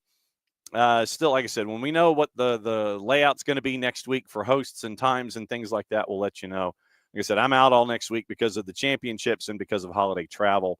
So we'll find out what the times are. We'll find out when our guests can come by, and we'll let you know what the week is like next week. Sean, so yeah, we'll get into the Atlanta United rumors coming up in just a little bit. Players, not coaches. Tom says whatever little shopping he had is done. Abby's mentioned shopping because that was opening kickoff this morning. And yeah, Tom, we are going to talk about the MLS Cup numbers, and we'll get into the discussion a little bit over just what the numbers are. We'll go second level. So we'll talk about that in just a little bit. And Abby reminding us that, yes, that Thanksgiving being the 28th set a lot of folks back, no doubt. Alex says Trader Joe's frozen latke is 90% as good as homemade. Normally buy 8 boxes at a time. Wow, man. And obviously, Abby with her travel plans, obviously just know that everybody's thinking about you. All right, so Alex is going to go to the event at the Brew House on Wednesday. So Wednesday night, reporters and play-by-play announcers roundtable. It's going to have Jason, Jess, Mike, and so Jason, Jess, and Mike are going to be there, and Kevin Egan's going to be there. So go to the Brew House Wednesday night. It'll be fun. I think Maddie's hosting, so it'll be fun, and maybe we'll have some of that next Thursday to have to play in next Thursday morning show. So very, very cool stuff there. So that is, once again, next Wednesday at Brew House. Abby, once again, reminding us, go to sportspodcastgroup.com on the sports category. Thank you, Jordan, for voting. Vote Best Sports Talk Podcast, us, as opposed to New Heights with the Kelseys, the SV Pod, and Bill Roden on Sports, the Bros Pod, and the other 8 nominees. So once again, humbled to be a finalist in that category, going up against the Kelseys and SV Pod and Bros Pod. So incredibly cool. Vote. You got about a month, but go ahead and vote. So we'll see what happens. All right. So Abby said, saw a post about past players talking about their time on the USMNT. Was Parkey a part of that? I haven't seen. And Alex is like, there are rumors that we might need a little Christmas right this very minute. Absolutely true. And Hanukkah late as well. And so Alex is making his Hanukkah churros for Christmaka. Homemade churros for Christmaka. Nicely done. We'll have to ask this. Is the Parkhurst fam a matching Christmas jammies fam? Absolutely. And you're still doing, and Abby's still doing Chinese on the 25th. Latkes on another night. Now, Tom, news for the fans of Everton. From Alan Myers, the Friedkin Group have secured approval from the Premier League to become the new owners of Everton. The U.S. group has been undergoing the regulatory process since agreeing to a deal to purchase Farhad Moshiri's 93% share, I think. Takeover now expected to be finalized next week. So it looks like Farhad Moshiri and the shackles might be taken off sometime very soon. I did not get my the driver replaced. So I did not get the hard drive replaced on the computer. It still functions. I still need a golf driver because I only have the one that it has the oversized head that the USGA doesn't like. So computer, no, and golf, no. So it's 2 no's with the drivers. So I need to get a more sleek driver because the previous driver had a boo-boo on it and decided it no longer wanted to function. So hard drive, computer, no. Still functions, still pretty good. I just need to clear out some memory. Then for golf, I need a new driver, period, because of the boo-boo that the old one had, and it broke. So I need a new driver. Morning, Jordan, and thank you for voting once again. They should do another printing of the shirts. They absolutely should do another printing of the shirts. Yeah, so if you go to shop.rhodeislandfc.com, you can get all the other things. You just can't get anything having to do with winning the Eastern Conference or being in the last match of the year. They need to work on that. Morning, Harry. And what time is Wednesday at the Brew House? The Wi-Fi is acting up. Okay, so hang on just a second. Let me go back to the Facebook page, and I can find out for you quickly what time it is. So sit tight, efforting, as we say, the fancy things. Okay. 7 to 9, Wednesday, December 18th. Wednesday, December 18th at the Brew House. It's free, but there is a suggested donation to the SDH Soccer for Good Fund. And as the promo says, bring your questions for the roundtable. Kevin, Jess, Mike, Jason, SDH Broadcasters Roundtable at the Brew House, courtesy of our friends at Kaiser Permanente. And free to attend, asking for donations to launch the Soccer for Good Fund for 2025 at the Brew House. So, Brew House, Wednesday night, 7 to 9, 5 days from now. Manchester Derby will be there live. Fido at Midtown, red versus blue. We'll find out what color Manchester is by the end of it all. We mentioned that the blue Manchester team is going to be kind of shorthanded, and kind of is being kind about it.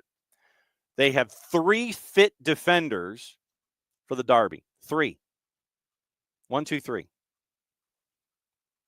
Which is less than 4. And more than 2. So here's the deal. Manchester City, they were ready.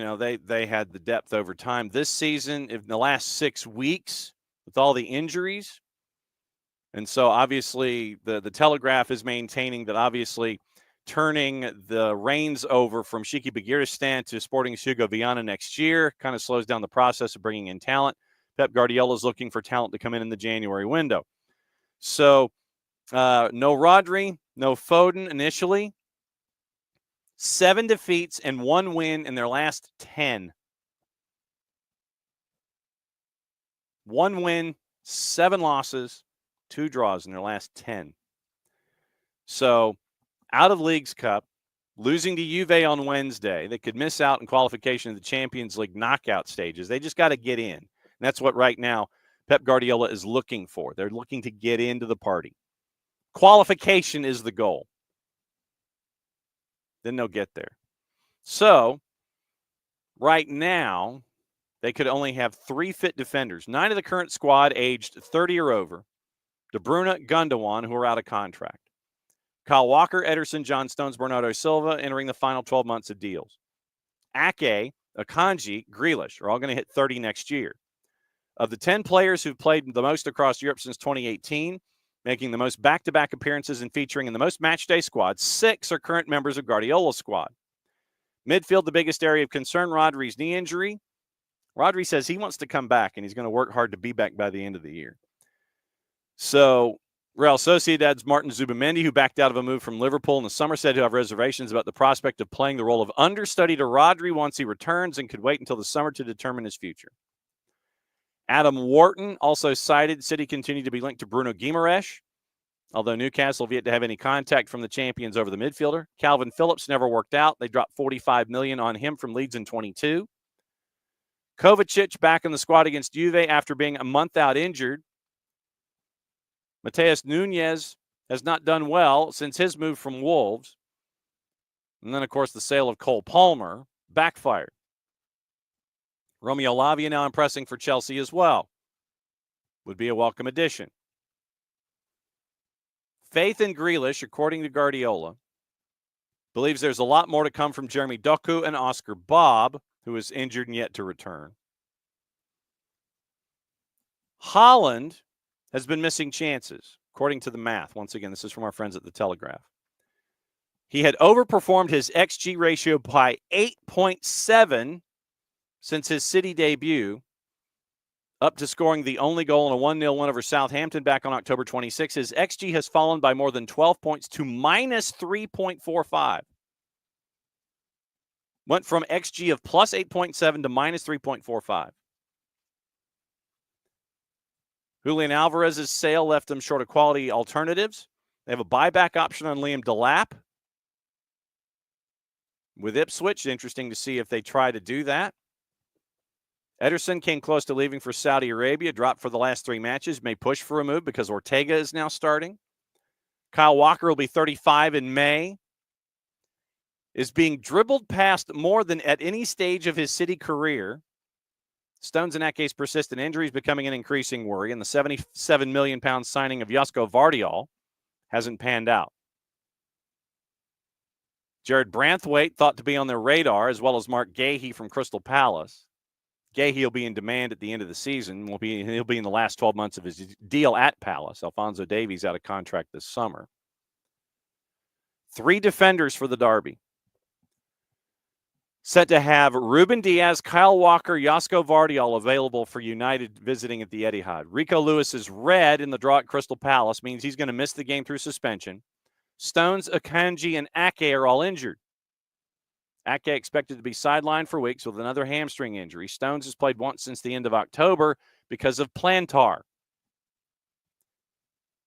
Pep Guardiola said 10 days ago that John Stones was not close to a return.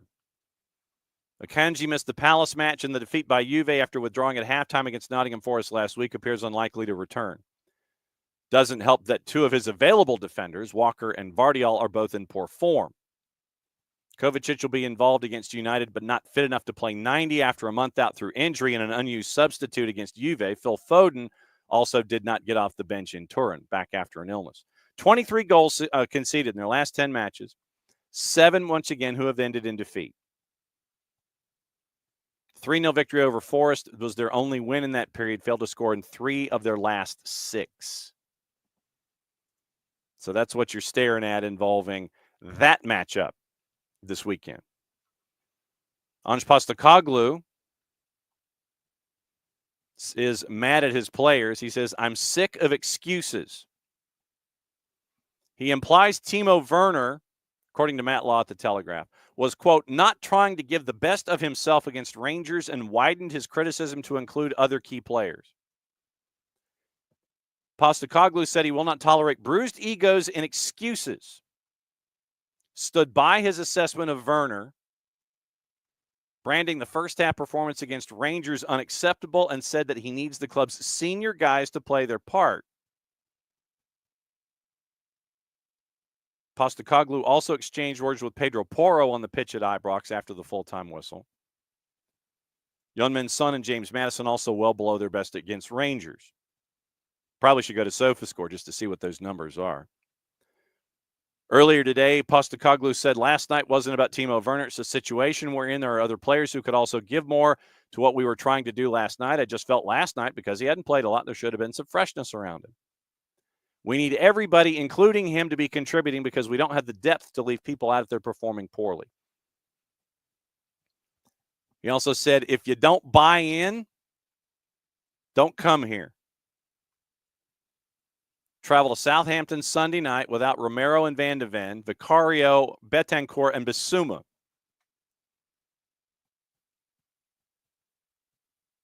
Romero, by the way, responded to last weekend's defeat by Chelsea, suggesting the blame for Tottenham's trouble should be directed at Chairman Daniel Levy and the club board, because we know how much they don't invest.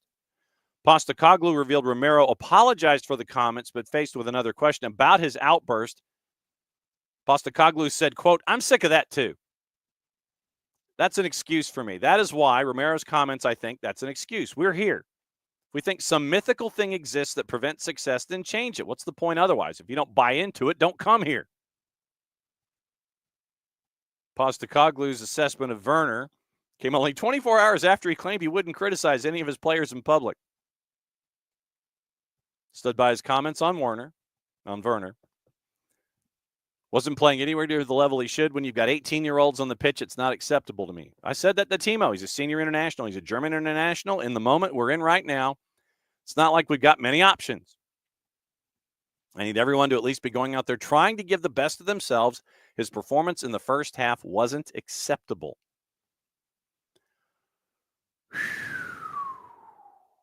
World Cup qualifying draw is out in England, by the way. England, shockingly, they got a really easy draw. Serbia, Albania, Latvia, Andorra. You think you can handle that one? 5-team group means he's guaranteed a qualifier in March.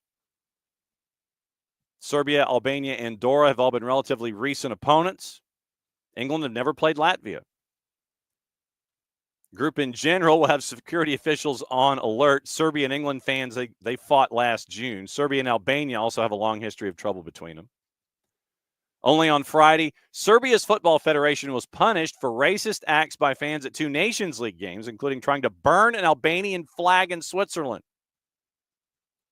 Serbia's federation banned from selling tickets for the team's next 2 away matches in UEFA competitions and have to close parts of the stadiums at 2 home games. Remains to be seen whether that could affect the nation's fixtures against England. Wales got Belgium, North Macedonia, Kazakhstan, and Liechtenstein in qualifying for their group. Scotland drawn against Portugal or Denmark, Greece and Belarus. Northern Ireland drawn against Germany or Italy, Slovakia and Luxembourg. Ireland drawn against Portugal or Denmark, Hungary and Armenia. Friday's draw, 54 nations split into 6 groups of 4, 6 groups of 5. Russia remains suspended. And just as importantly, we go to Group H. Austria, Romania, Bosnia-Herzegovina, Cyprus, and San Marino. Qualifying draw in full, Group A. The winner of Germany and Italy, Slovakia, Northern Ireland, Luxembourg. B, Switzerland, Sweden, Slovenia, Kosovo. Group C, loser of Portugal, Denmark, Greece, Scotland, Belarus. D, the winner of France and Croatia, Ukraine, Iceland, Azerbaijan. Group E, the winner of Spain, the Netherlands, Turkey, Georgia, and Bulgaria. Group F, the winner of Portugal, Denmark, Hungary, Ireland, Armenia. Group G, loser of Spain and the Netherlands, Poland, Finland, Lithuania, Malta. We told you about Group H. I think Cyprus can be had. They've just got to get results in other places.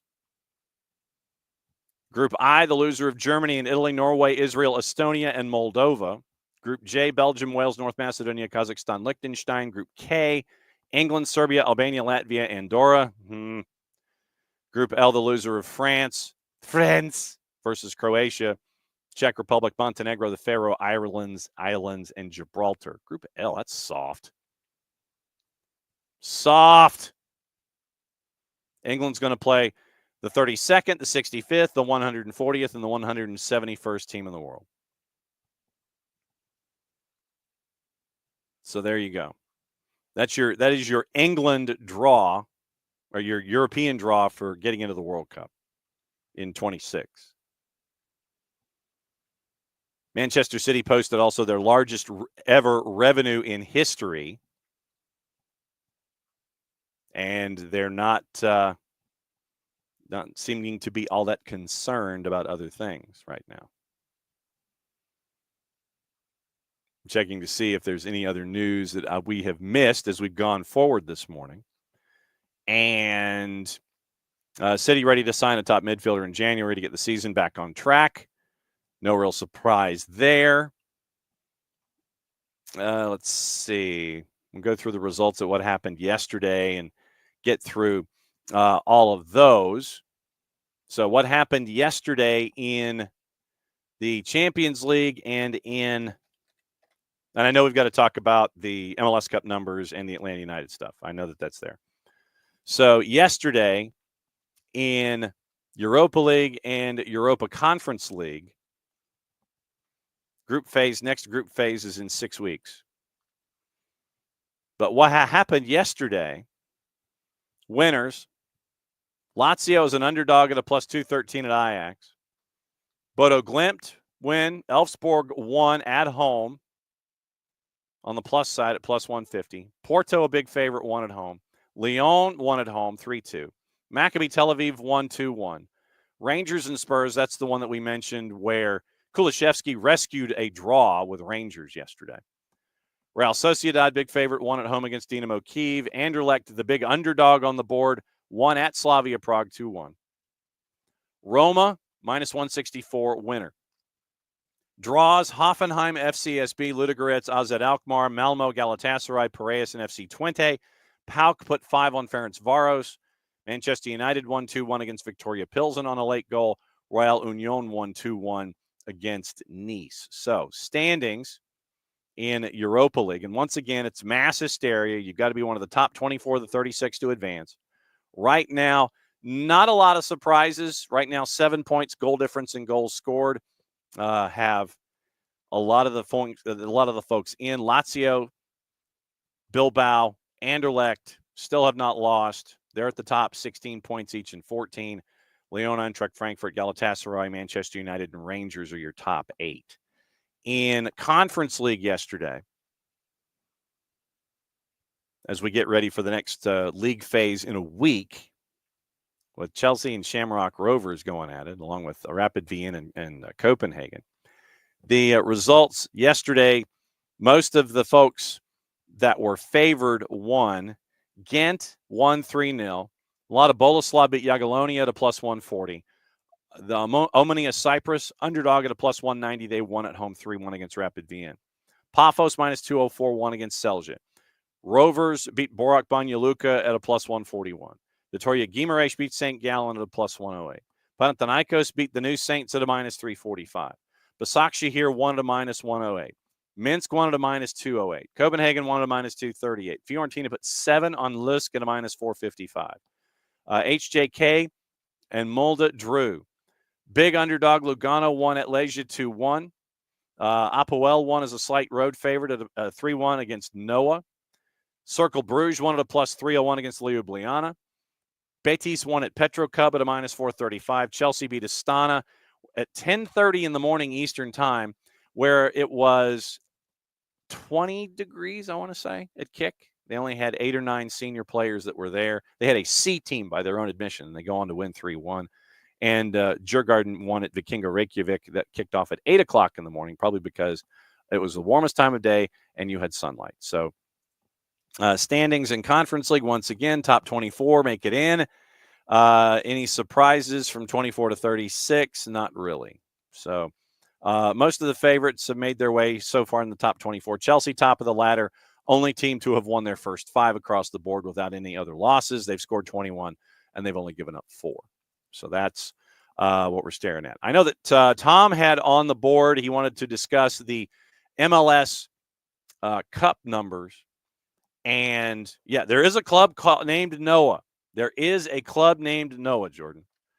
Noah SC. Hang on just a second. We'll see if we can get to it. Not Noah Schnapp. Silly people. All right. So now I'm going to have to search for it because it's not coming up easily. So it was Conference League, right? So it was in the Conference League. So results. So you mentioned, okay. So yeah, the one that lost to Apoel Nicosia yesterday. Literally, yeah, it is NOAH. I don't know if it's an acronym for something, but we will find out. See, now that I've gone down this rabbit hole, I'm not going to be satisfied until I find out who it is.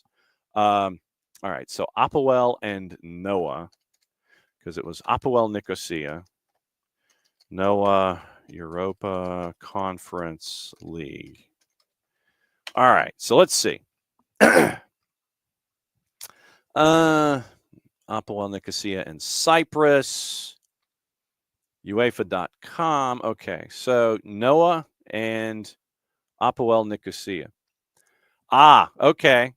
They are Serbian, I think.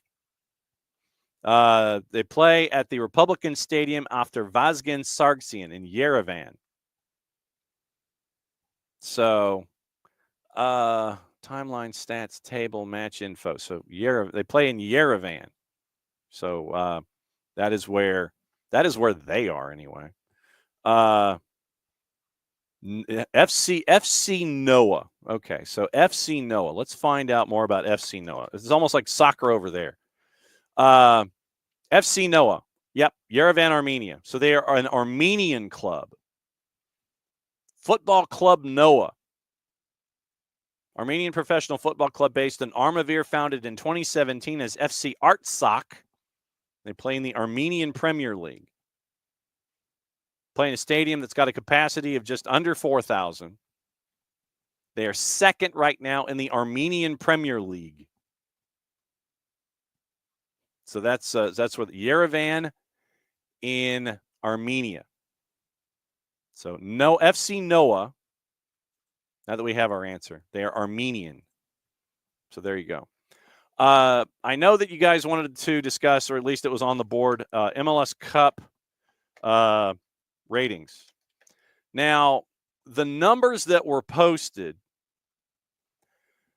drew an average of 468,000 total viewers across Fox and Fox Deportes, down 47% from the combined linear audience of 890,000 for last year's championship match across the same channels. Also available free globally on Season Pass on Apple TV Plus, which is not Nielsen rated. Apple and MLS also do not reveal internal viewership data for matches on Season Pass. Past season was the league's second under 18-year, $2.5 billion media rights deal with Apple. So what I would propose to the table is that you have to take those paragraphs and combine them for the information that you're seeking here. I know a lot of folks are looking at that going down 47% from 890,000. But we won't know how many viewers watched on Apple because those numbers don't get released. I mean, Apple TV could if they wanted to.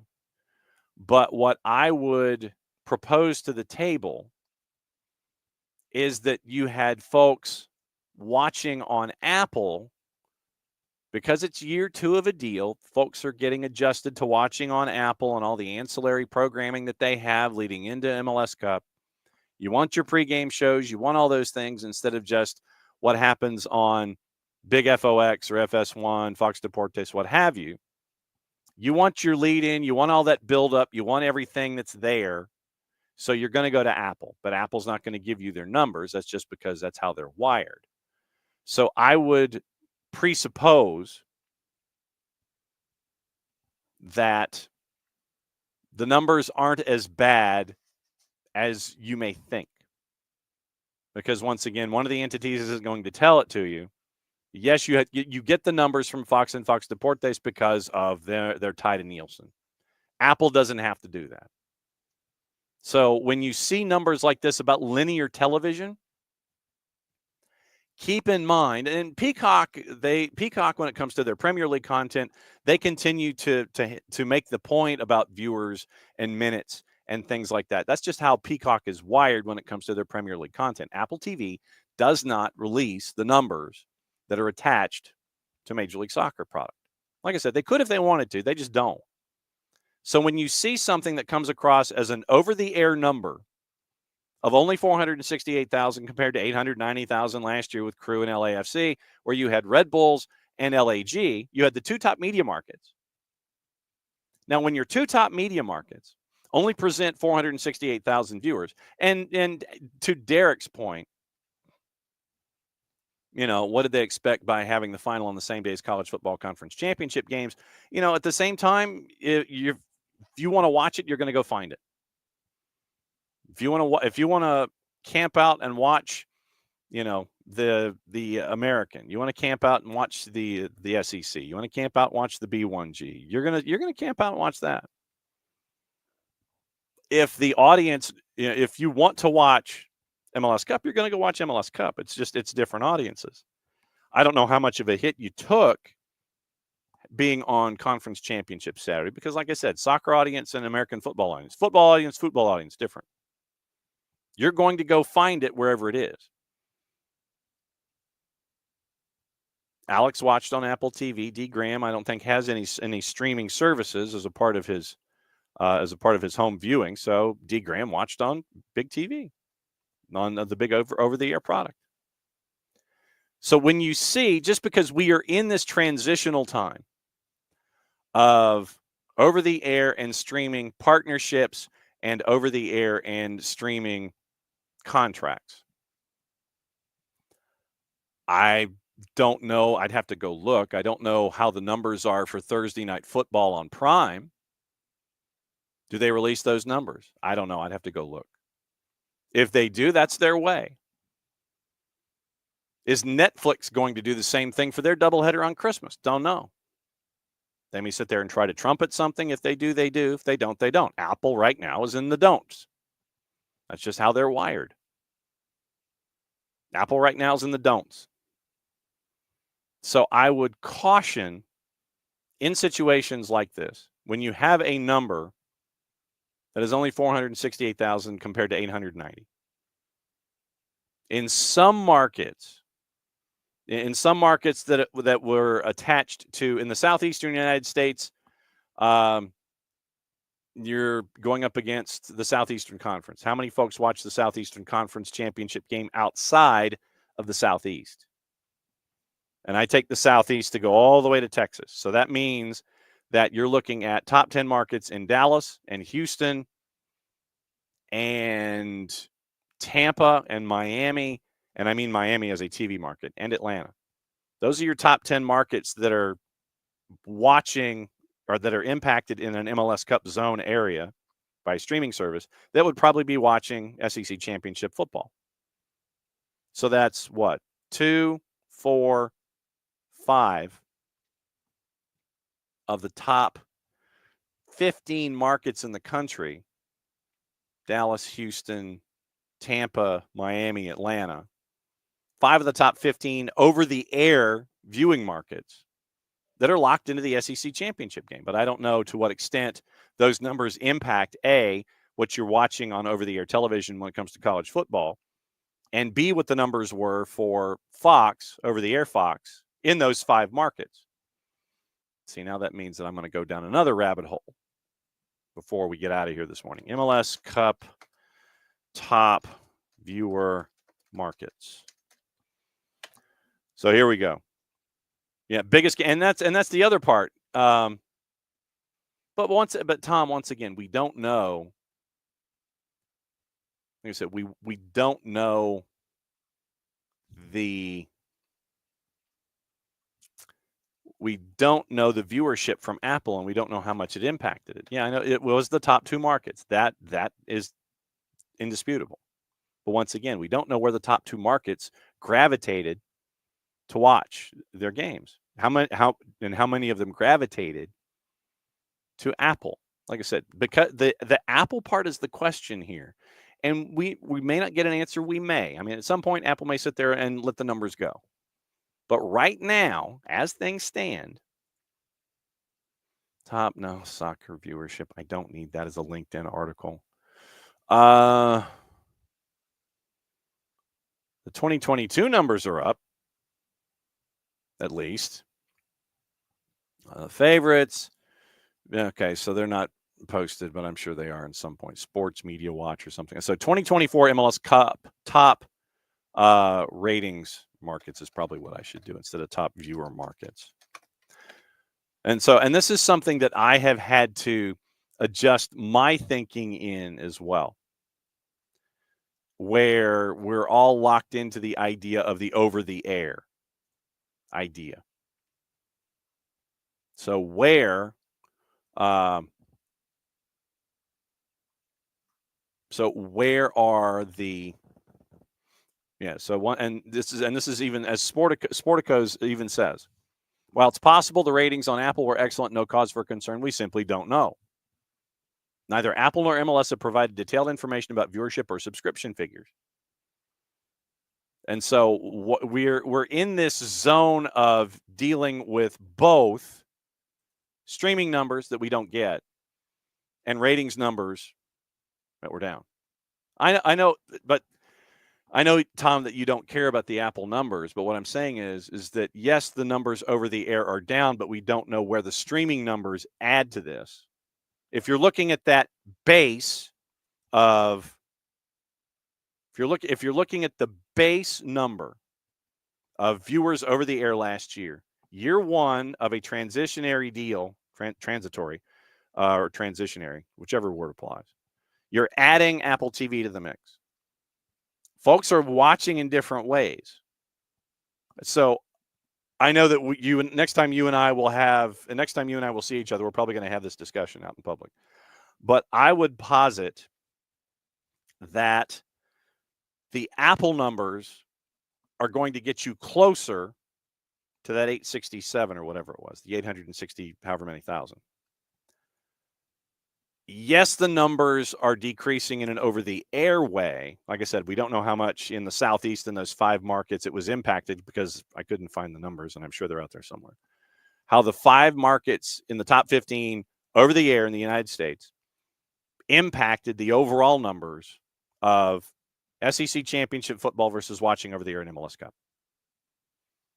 So, yeah, and it was on the free side of Apple TV. But if you're going to look at numbers to try and come up with a complete picture, you've got to add the Apple numbers, and we don't have the Apple numbers. So, and yeah, D. Graham, I have an Android, and I have it on home monitors, and that's where I watched. I watched on the Big 55.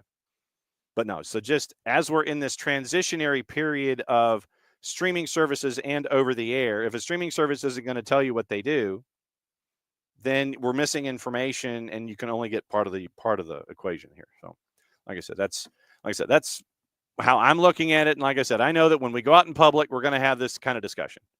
Right. So Tom is like, okay, so then what we need to know is how many non-subscribers watched on Apple. That combined with the over-the-air numbers are a better picture of casuals that watched. Right. But will we get that? That's the bigger thing. So just add in those ideas. And Tom and I have been in media forever. So in this transitionary period of streaming versus over the air and traditional television and non-traditional ways of viewing, meaning streaming, we've got to get a better picture of it all. And right now we're not getting all the information. So I would just posit to be, take the numbers as they are. 1 year is what 1 year is. Will Apple come to a point and sit there and say at some point, yes, we'll give you numbers, and then we'll get a larger picture and a better picture? How many new subscribers did they get? Their metrics of measuring are different. And so that's part of this whole discussion that we've got to get that we have to kind of pull off to the side here when we're looking at how things go with a streaming service that's adding itself to an over-the-air product. So anyway, gossip, rumor, and innuendo, what to watch, where to watch, how to watch it before we get out of here. And let's see. So we talked about the World Cup draw, talked about the slamming of, talked about that. Let's see. So I think we're good in the news sense, at least overseas, because we got to talk about the UEFA draw. All right. Gossip, rumor, and innuendo, and then what to watch, where to watch it, how to watch it before we get out of here and let you go for a weekend. Remember, Sunday, Manchester Derby, Fido Midtown. Place opens at 9. First 2 hours are free. Matches at 11:30. We'll be there, and we'll see if Manchester is red or blue by the time the day is done. So, okay. Friday gossip. Several big European clubs have shown interest in Alphonso Davies: Liverpool, Madrid, Barcelona. Manchester City have accepted they need to buy players in January following their poor run of form, between 4 and 6 signings possible over the next 2 windows. City want Valencia's midfielder Pepelu to provide cover for Rodri. Arsenal are in danger of losing Thomas Partey for nothing in the summer. Chelsea's Carney Chukwuemeka attracting interest from other Premier League clubs. Richarlison will reject an approach from former club Fluminense as he wants to prove himself at Spurs. Manchester want Girona defender Miguel Gutierrez in January as they want to bolster their options at left back. Ruben Amorim only views 9 players as unsellable, with him naming Bruno Fernandes and Garnacho among the names at risk of being sold. 4-letter paper. Take the information at your own peril. Newcastle monitoring Monaco winger Magnus Akliouche. Tottenham also monitoring French midfielder Andy Diouf after getting caught by him and drawing attraction to himself at Lens. Spurs also considering recalling Ashley Phillips from his loan deal at Stoke because of the injury problems. Wolves could be forced to sell one of their star players in January to avoid PSR breach. Dan Ashworth might replace Adu at Arsenal. However, Real Sociedad's Roberto Olabe is also being considered. Crystal Palace want 3 players from Lyon: Ernest Nuama on wing, Ryan Cherky at wing, defender Sal Kumbedi. Manchester United and Victor Lindelof attracting interest from several clubs in Serie A, including AC Milan. So that's your gossip, rumor, and innuendo. Before we get out of here with gossip, rumor, and innuendo, Christian Moraes, who on the 280 character app has only 3,400 characters, 3,400 followers, says that Atlanta United, once again, check your sources in these situations. Atlanta United made a €15 million offer for Benfica's Arthur Cabral 3 weeks ago. Benfica refused, said it would not release the Brazilian for less than €20 million, and that came from Andre Hernan. Andre Hernan has 345,000 followers.